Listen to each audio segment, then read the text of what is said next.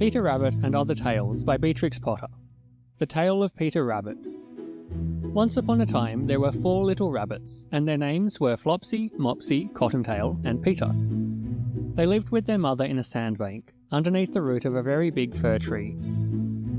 "Now, my dears," said old Mrs. Rabbit one morning, "you may go into the fields or down the lane, but don't go into Mr. McGregor's garden.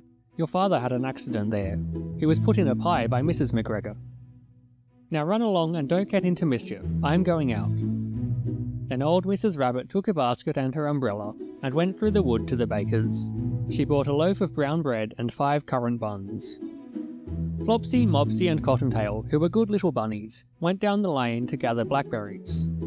But Peter, who was very naughty, ran straight away to Mr. McGregor's garden and squeezed under the gate.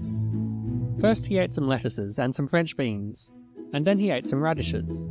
And then, feeling rather sick, he went to look for some parsley. But round the end of a cucumber frame whom should he meet but Mr. McGregor? Mr. McGregor was on his hands and knees planting out young cabbages, but he jumped up and ran after Peter, waving a rake and calling out, "Stop, thief!" Peter was most dreadfully frightened. He rushed all over the garden, for he had forgotten the way back to the gate. He lost one of his shoes among the cabbages, and the other shoe amongst the potatoes. After losing them, he ran on 4 legs and went faster, so that I think he might have got away altogether if he had not unfortunately run into a gooseberry net, and got caught by the large buttons on his jacket. It was a blue jacket with brass buttons, quite new. Peter gave himself up for lost, and shed big tears.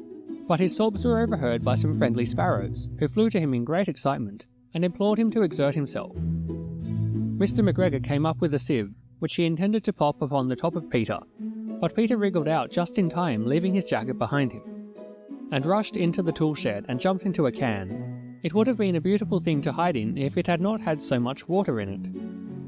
Mr. McGregor was quite sure that Peter was somewhere in the tool shed, perhaps hidden underneath a flower pot. He began to turn them over carefully, looking under each. Presently Peter sneezed. "Ker-shoo!" Mr. McGregor was after him in no time, and tried to put his foot upon Peter, who jumped out of a window, upsetting 3 plants. The window was too small for Mr. McGregor, and he was tired of running after Peter.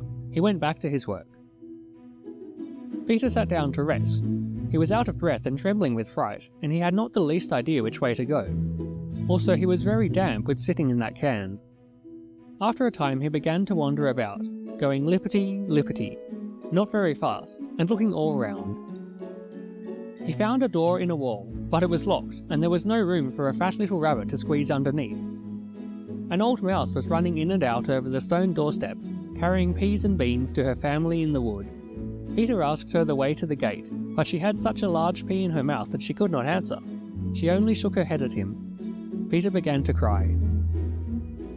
Then he tried to find his way straight across the garden, but he became more and more puzzled. Presently he came to a pond where Mr. McGregor filled his water cans. A white cat was staring at some goldfish. She sat very, very still, but now and then the tip of her tail twitched as if it were alive. Peter thought it best to go away without speaking to her. He had heard about cats from his cousin, little Benjamin Bunny.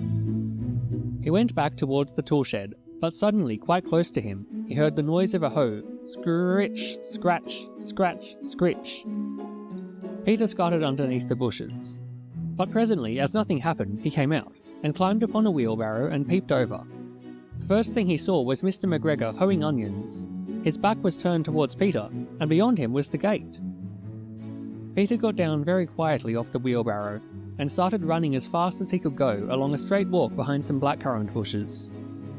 Mr. McGregor caught sight of him at the corner, but Peter did not care. He slipped underneath the gate and was safe at last in the wood outside the garden. Mr. McGregor hung up the little jacket and the shoes for a scarecrow to frighten the blackbirds. Peter never stopped running or looked behind him till he got home to the big fir tree. He was so tired that he flopped down upon the nice soft sand on the floor of the rabbit hole and shut his eyes.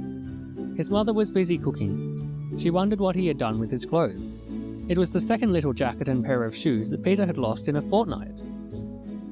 I am sorry to say that Peter was not very well during the evening.